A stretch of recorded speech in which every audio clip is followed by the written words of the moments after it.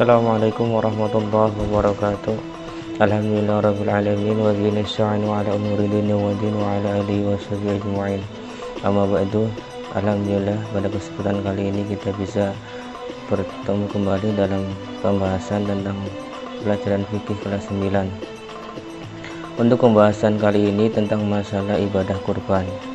Bagi kaum muslim, kurban adalah syariat yang ditetapkan oleh Allah Subhanahu wa taala. Bahkan sejak Nabi Adam alaihissalam sudah ada syariat kurban. Hal ini dapat dipahami dari kisah Qabil dan Habil, dua putra Nabi Adam alaihissalam, di mana kurban adalah salah satu dari mereka itu tidak diterima karena ada unsur ketidakikhlasan. Demikian juga dengan peristiwa Nabi Ibrahim alaihissalam dan putranya yang bernama Ismail alaihissalam. Keduanya merupakan hamba Allah yang taat dan sangat pantas untuk kita teladani, karena dengan keikhlasannya dalam mengabdikan dirinya kepada Allah Subhanahu wa taala. Pengertian kurban dan hukum kurban. Pengertian kurban. Kurban berarti pendekatan diri atau mendekatkan diri. Istilah lain yang biasa digunakan dalam bahasa lain adalah an-nahra atau penyembelihan, dan udhiyah, sembelihan atau hewan sembelihan. Sedangkan dalam pengertian syariat, kurban ialah menyembelih hewan ternak yang memenuhi syarat tertentu yang dilakukan pada hari raya Idul Adha, yaitu pada tanggal 10 Zulhijjah, dan hari raya Tasyrik, yaitu 11, 12, dan 13 Zulhijjah, semata-mata untuk beribadah, untuk mendekatkan diri kepada Allah. Itu adalah pengertian dari kurban. Sedangkan hukum kurban.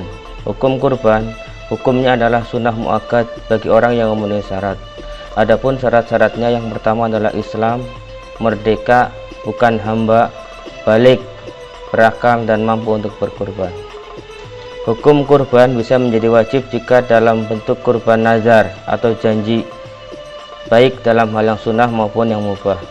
Namun ada juga sebagian ulama yang berpendapat bahwa kurban adalah hukumnya wajib. Mereka menggunakan dasar hadis Rasulullah Shallallahu Alaihi Wasallam. Faqala Rasulullah Shallallahu Alaihi Wasallam, man wajada sa'atan wa lam yudhi' fala yukribanna musallana.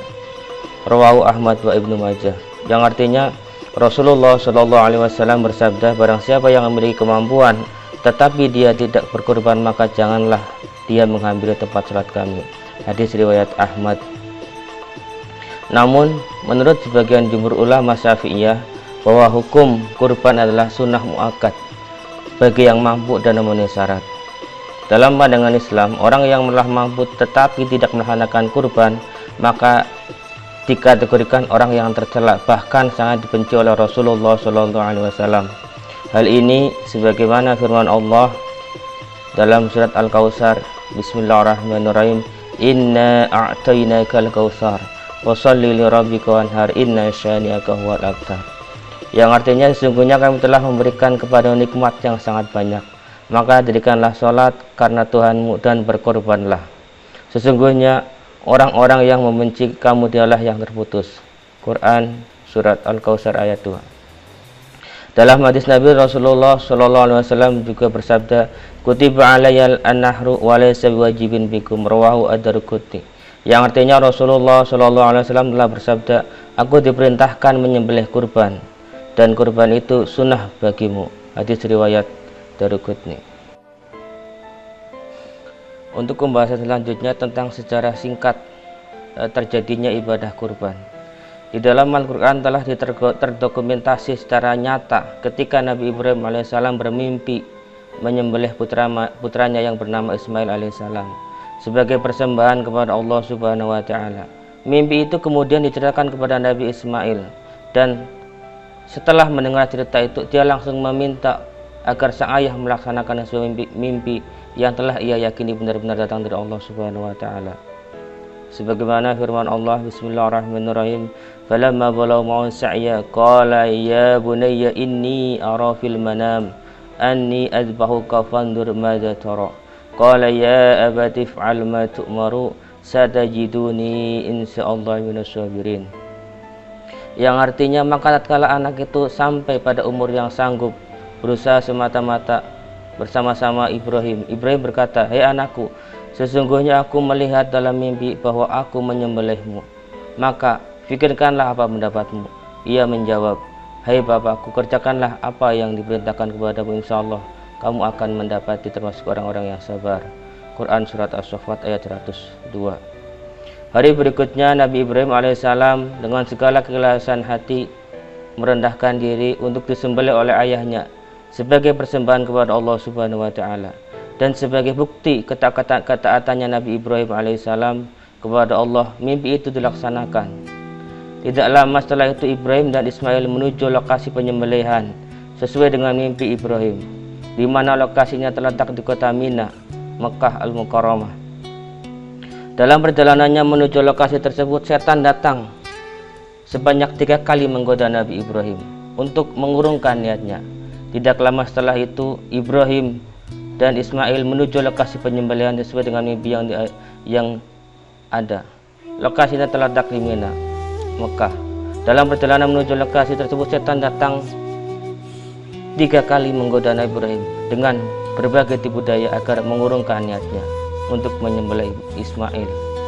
Tetapi setiap kali setan datang, Ibrahim mengusirnya dengan melempar batu kerikil sebanyak 7 kali dengan mengucap Bismillahirrahmanirrahim, Allahu Akbar.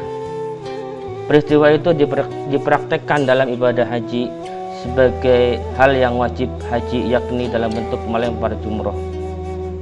Sesampainya di lokasi, Ibrahim mempersiapkan segalanya. Kemudian Ibrahim meletakkan Ismail di atas batu di sebuah bukit kecil. Ibrahim dan Nabi Ismail dalam posisi siap. Kepasrahan dan keikhlasan mereka telah sampai pada puncaknya. Namun tanpa disadari ternyata Allah mengganti Nabi Ismail dengan seekor domba. Sebagaimana firman Allah, Bismillahirrahmanirrahim, inna hadza lahwal bala'ul mubin wa faddainahu bidzibhin 'adzim. Sesungguhnya ini benar-benar suatu ujian yang nyata, dan kami tebus anak itu dengan seekor penyembelihan yang besar. Quran Surat As-Saffat ayat 106 dan 107. Dalam pembahasan kurban kita harus tahu juga ketentuan hewan kurban, jenis dan syarat hewan kurban. Hewan kurban hanya boleh dari kalangan bahimatul al-an'am, yaitu hewan yang diternakan untuk diperah susunya dan dikonsumsi dagingnya. Di antaranya adalah unta, sapi, kerbau, domba atau kambing. Seekor kambing atau domba hanya untuk 1 orang, sedangkan unta atau sapi atau kerbau bisa digunakan oleh 7 orang. Rasulullah Shallallahu Alaihi Wasallam bersabda, yang artinya kami telah menyembelih kurban bersama-sama Rasulullah pada hari Hudaybiyah, seekor unta untuk 7 orang dan seekor sapi untuk 7 orang. Hadis riwayat Muslim. Kemudian yang perlu kita ketahui, hewan yang paling utama untuk berkurban secara berurutan diantaranya yang pertama adalah unta, kemudian sapi, kemudian kambing. Adapun syarat-syarat hewan kurban itu diantaranya yang pertama itu harus cukup umur. Unta sekurang-kurangnya berumur 5 tahun memasuki 6 tahun. Sapi atau kerbau itu minimal berumur 2 tahun memasuki 3 tahun. Kemudian kambing minimal berumur 2 tahun yang memasuki 3 tahun. Domba berumur 1 tahun itu berumur 1 tahun. Kemudian syarat selanjutnya itu tidak dalam kondisi cacat, baik itu badannya tidak kurus kering, tidak dalam keadaan hamil ataupun melahirkan anak, tidak kakinya tidak pincang, matanya sehat, tidak buta dan cacat, badannya sehat, daun telinganya lengkap dan tidak terpotong. Itu syarat hewan yang digunakan untuk berkurban.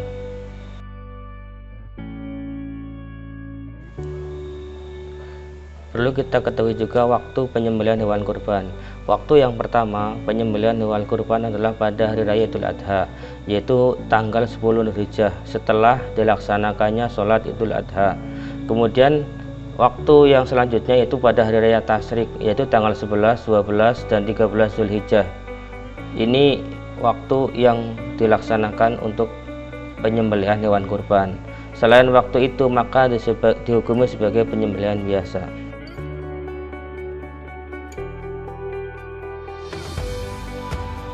Kemudian pembahasan selanjutnya tentang hal-hal yang disunahkan dalam penyembelihan hewan kurban. Yang pertama, disunahkan hewan kurban disembelih sendiri jika yang berkorban itu mampu, itu laki-laki dan mampu untuk menyembelih, sebagaimana yang dilakukan Rasulullah SAW, seperti dikisahkan dalam sebuah hadis an Anas radhiyallahu anhu qala dhaha Rasulullah SAW bi kabshaini amlahaini akranaini wa dzabahuma, yang artinya dari Anas radhiyallahu anhu, beliau berkata Rasulullah SAW berkurban dengan 2 ekor kambing yang putih-putih dan bertanduk. Beliau menyembelih dengan tangannya sendiri dengan membaca basmalah dan takbir, serta meletakkan kakinya di dekat leher kambing tersebut. Hadis riwayat Bukhari. Dan apabila pemilik kurban tidak bisa menyembelih sendiri, sebaiknya ikut datang menyaksikan penyembelihan hewan kurban tersebut.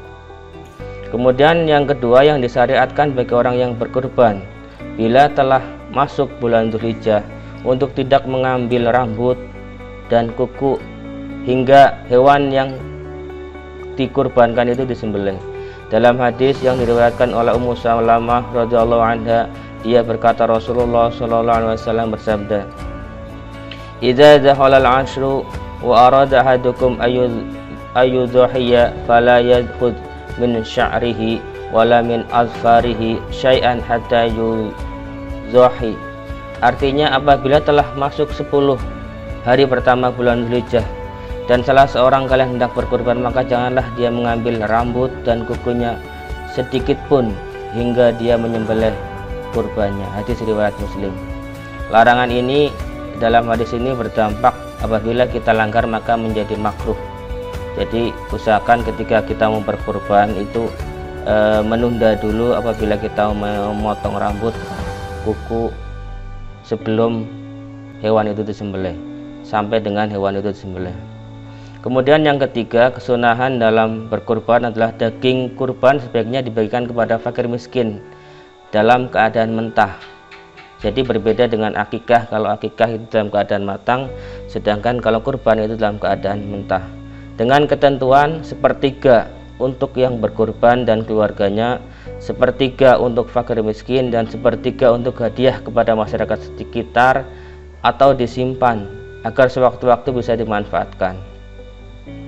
Tujuan pembagian ini untuk mengikat tali silaturahim dan sebagian untuk dirinya yang berkorban. Jadi ketika kita berkorban akan menambah hubungan silaturahim kita dengan orang lain.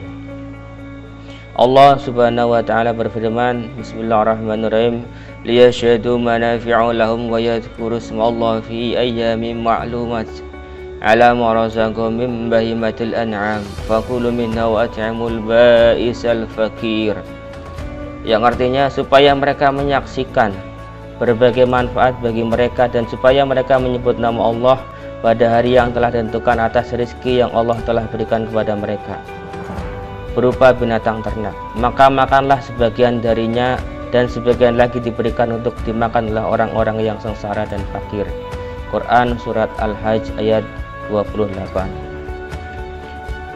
Kemudian kesunahan selanjutnya, penyembelih hewan kurban atau pengurus kurban boleh juga menerima daging kurban, tetapi sebagai upah penyembelih atau pengurus tersebut. Jadi orang yang mengurus itu boleh juga menerima penyembelihan dari hewan kurban tersebut. Kemudian ada hal yang dilarang dalam pelaksanaan kurban. Hal yang dilarang itu adalah menjual daging kurban.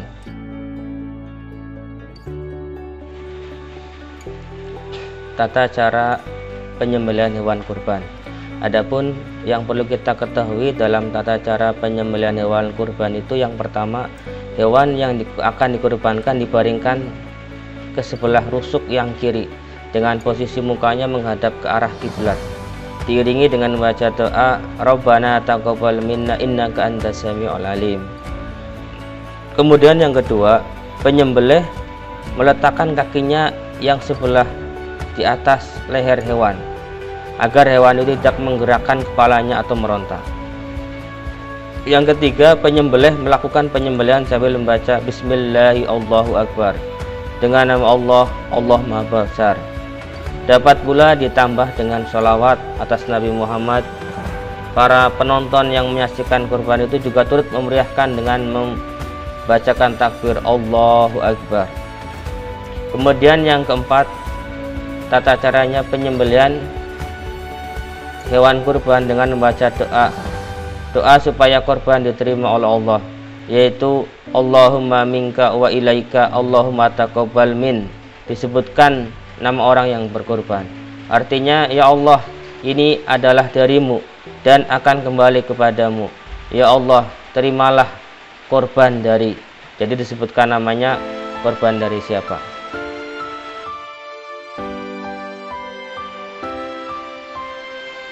Adapun hikmah ibadah kurban.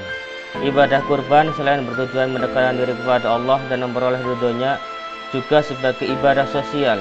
Dengan menyantuni kaum lemah, ibadah ini mengandung nilai keteguhan dan keimanan, serta menjadi bukti pengorbanan yang didasari dengan penuh keikhlasan dan kesabaran.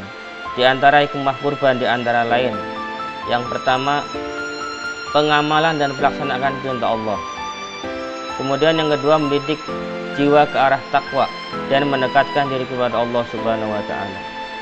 Yang ketiga, mengikis sifat tamak dan mewujudkan sifat murah hati, mau membelajarkan hartanya di jalan Allah. Kemudian hikmah selanjutnya menjalin hubungan kasih sayang sama manusia, terutama antar golongan yang berada dalam golongan nasib yang kurang baik. Kemudian sebagai mediator untuk persahabatan dan wujud kesejahteraan sosial. Kemudian juga ikut meningkatkan gizi masyarakat. Mungkin yang selama hidupnya jarang makan daging, ketika ada kurban itu makan daging. Itu salah satu bentuk sosial kita kepada masyarakat sekitar. Kemudian hikmah ibadah kurban yang lain, itu merupakan rasa syukur kita kepada Allah atas limpahan nikmat dan karunia-Nya. Kemudian juga menghidupkan ajaran Nabi Ibrahim alaihissalam.